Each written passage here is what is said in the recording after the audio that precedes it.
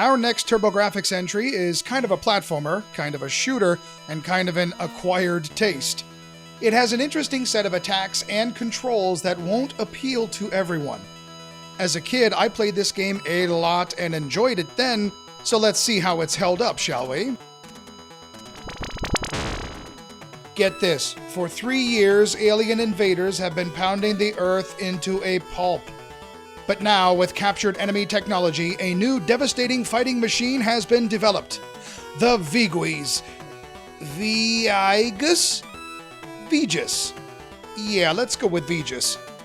Whatever it's called, this robot mech thing is ready to kick some alien behind, and it is our last desperate hope for survival.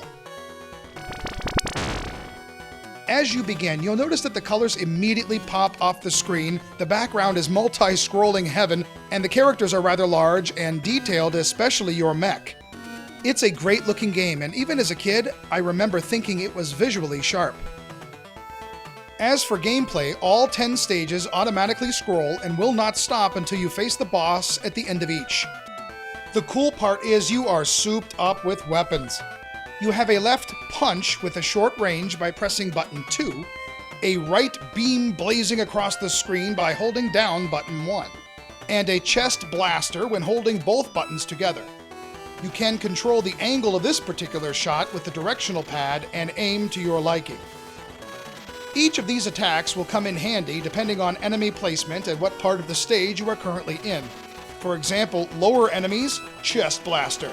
Enemies just a titch higher than the beam, punch him in the face. Pressing down will spin your character around. Your mech is also invincible during this particular move, and trust me, this is a strategy you'll want to perfect. It is often your only chance of limiting damage during massive attacks. Ah yes, very graceful. And finally, you can jump and hover by pressing up. You have a vernier meter, and this displays how long you can hover. As you increase this level, you can literally stay in the air for long periods of time or plan distinct attacks at a certain position on the screen. Under the vernier display is your power meter, which will regenerate slowly if you can avoid getting damaged. Good luck with that. As you get close to death, you will begin losing robo body parts along with whatever weapon is associated with it. Then it's, well, you know. Oh, did I mention 1 life and no continues with this one? Yep.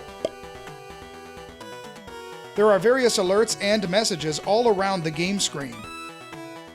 The indicators at the bottom left will help you plan and see what direction enemies are coming from. Your eyes will dart to the bottom left and back to center often, and it actually becomes a reflex action you will perform automatically. After you take out a boss, you shift to a special screen. Here, points are rewarded for remaining shield, number of enemies taken down, etc. If you lost any robot parts, they are also repaired. Hey, keep your head in the game, pal. There we go. The game will also award you a free right arm/cannon upgrade, which may I say starts to look pretty awesome around stage 6. Then you can mix and match power-up items yourself using the units you have been awarded. Experimenting with and customizing these is necessary to master certain stages. All of the robots and enemies are kind of cool, and yet some are just weird. What is that? Look, nuclear mouse traps. You'll see some repeated enemies here and there, but there's quite a variety of bots to take down, and I never found it to be too stale. The bosses range from extremely easy to a bit quirky, requiring you to learn their patterns. This guy, he jousts with you. This guy just runs away. Well, that's right, loser! Ha!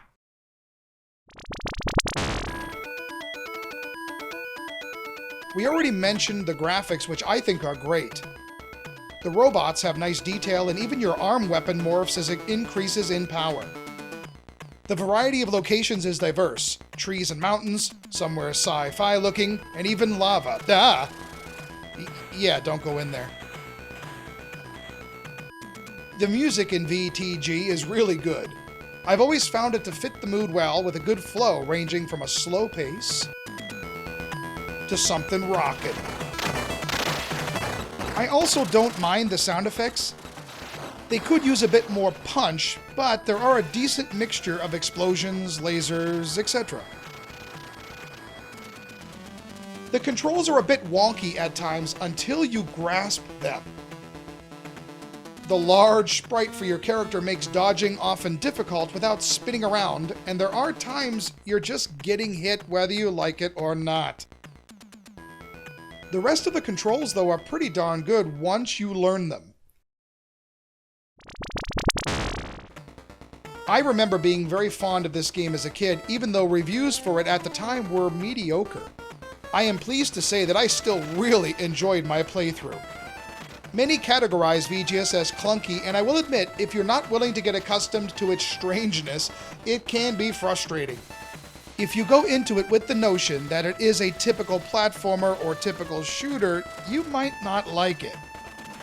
As you start playing the game more and more, you'll find it easier to defeat earlier stages, thereby giving you the ability to customize your powers sooner until you eventually max it all out. You can be a tad sloppy at times if you wish, as your health bar, especially with extra shields, is quite large. But don't make it a habit, because later stages will drain your shields extremely fast. I have to give the game props for a couple of nice cutscenes toward the end, a trick where you believe that you beat the game but you still haven't, and even an end-of-credits sequence that's worth waiting for. I wonder if Marvel got their idea from here. If you're interested, there are some hidden goodies and codes available for difficulty settings and the like. Also, remember the Konami code? Pause the game and try it here. Come on, 30 lives. What the... Why would you want to do that?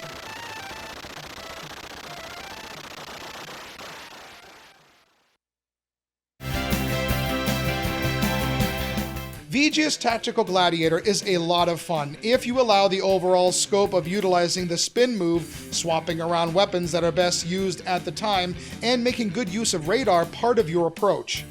The game otherwise might feel clustered and clunky. Like most games that are acquired tastes, some will love it and some will not.